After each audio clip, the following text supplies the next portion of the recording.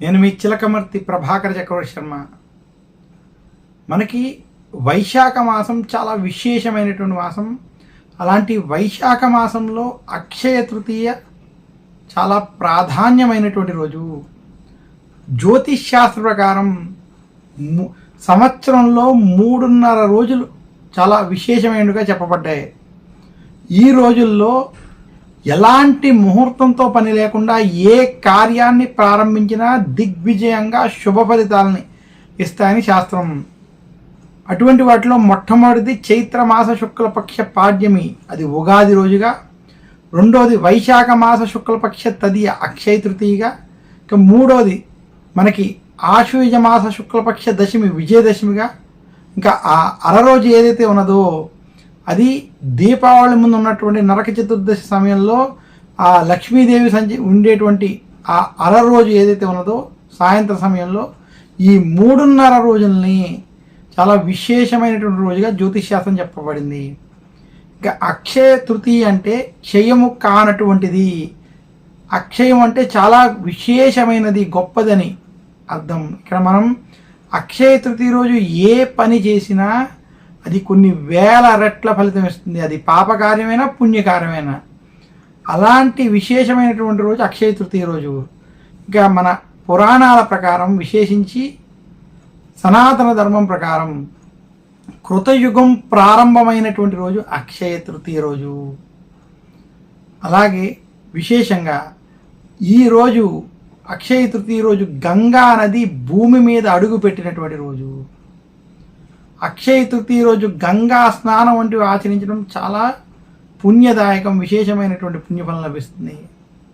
ఇంకా అక్షయ తృతీయ రోజు మహాభారతం ప్రకారం పాండవులకు సూర్య భగవానుడు దర్శనమిచ్చి అక్షయ పాత్రని వారికి ఇచ్చినటువంటి రోజు ఈ అక్షయ తృతీయ రోజు. అందుకనే ఈరోజు సూర్యారాధన చేయడం, సూర్యుడికి అర్ఘ్యం వంటి వదలడం, అలాగే సూర్యుడికి విశేషంగా ఆదిత్య హృదయం వంటి పారాయణం చేసుకోవడం చాలా విశేషం. ఇక అక్షయ తృతీయ రోజు యొక్క విశేషాలలో మరొక విశేషం, మనకి కలియుగంలో ఆదిశంకరాచార్యులు వారు కనకదారా స్తోత్రాన్ని చెప్పినటువంటి రోజు ఈరోజు. శివ పార్వతుల యొక్క అనుగ్రహం వలన, శివుడి యొక్క అనుగ్రహం చేత కుబేరుడికి లక్ష్మీ కటాక్షం కలిగి లక్ష్మీదేవితో స్థానం లభించినటువంటి రోజు ఈరోజు. అందుకనే ఈరోజు కుబేరుణ్ణి, లక్ష్మీదేవిని విశేషంగా పూజించడం, ఈరోజు కనకదారా స్తోత్రాన్ని పఠించుకోవాల్సినటువంటి రోజు. ఈరోజు అక్షయ తృతీయ రోజు ఏ వ్యక్తి అయితే ఈరోజు శుభకార్యాలు, పుణ్యకార్యాలు ఆచరిస్తారో వారికి ఈరోజు చేసేటువంటి కార్యక్రమాల వల్ల విశేషమైనటువంటి పుణ్యఫలం లభిస్తుంది. అక్షయ తృతీయ రోజు ఆచరించవలసినటువంటి విషయాల్లో విద్యార్థులు నూతనంగా ఈరోజు విద్యను ప్రారంభించుకోవడం, గృహస్థాశ్రమంలో ఉన్నటువంటి వారు నూతన గృహానికి సంబంధించినటువంటి కావాల్సిన వస్తువులు వంటివి కొనుక్కోవడం, ఆధ్యాత్మిక సాధకులకు ఈరోజు చాలా విశేషమైనటువంటి రోజు. గృహస్థాశ్రమంలో ఉన్నటువంటి వారు, గృహస్థులు ఈరోజు సత్యనారాయణ స్వామి వ్రతం కావచ్చు, వ్రతాలు, దేవాలయ దర్శనాలు వంటివి చేయడం. ఈరోజు అక్షయ తృతీయ రోజు గనక పుణ్యనది స్నానాలు, జపతప హోమాదులు, వ్రతాలు, ఆలయ దర్శనాలు, విశేషంగా దానాలు వంటివి చేసినట్లయితే అవి 1,000,000 రెట్ల పుణ్యఫలం లభిస్తుందని శాస్త్రాలు తెలియజేస్తున్నాయి. అందులో వైశాఖ మాసం అవడం చేత వేసవితో కూడుకున్నటువంటి ఈ మాసంలో నీటి కుండని, ఛత్రాన్ని, చెప్పులు వంటివి ఈరోజు దానం చేయడం, ఆకలితో ఉన్నటువంటి వారికి అన్నదానం, వస్త్రదానం వంటివి ఈరోజు చేయడం చాలా విశేషం.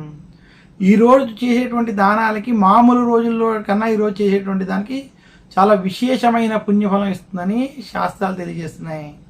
స్నాన, దాన, జప, తప, హోమాదులకి, వ్రతాలు ఆచరించడానికి అత్యంత పవిత్రమైనటువంటి రోజు, విశేషమైనటువంటి రోజు అక్షయ తృతీయ.